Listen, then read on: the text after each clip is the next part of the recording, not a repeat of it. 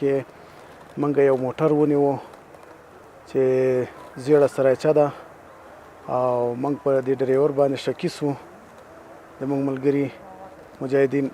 نو بعد له شک نه چې دا موږ کله قمندانۍ ته راوستو نو په دې وخت کې څوک راغله چې دغه موټر ما نه 6 کاله مخکې غلو وړی و په غلا باندې د دې سبز ولسوالۍ نه. کله چې هغه کس نه موږ پوښتل چې تا کوم اسناد کوم شی په لاس کې لري او که نه لري، نو هغه کس ویل چې زه اسناد هم لرم او په موټر کې نشانې هم لرم.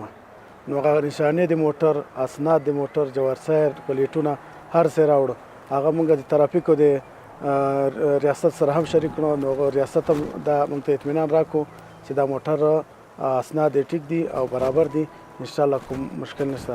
نو موږ اوس دغه کس نیولی ده سره له دې موټر نه او موټر به خپل مالک ته سپارو او قضیه به نوره قضایي ارګانونو ته انشاءالله ترتیبوو ورته سپارو به. زه آصف د سبز ولسوالۍ اوسېدونکی یم د ترخیلو د کلي.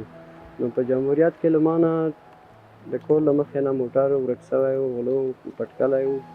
نو دغه اوس په امارت اسلامي حکومت کې الحمدلله د کلکان ولسوالۍ قمندانۍ له خوا نه دستګیره سوی و.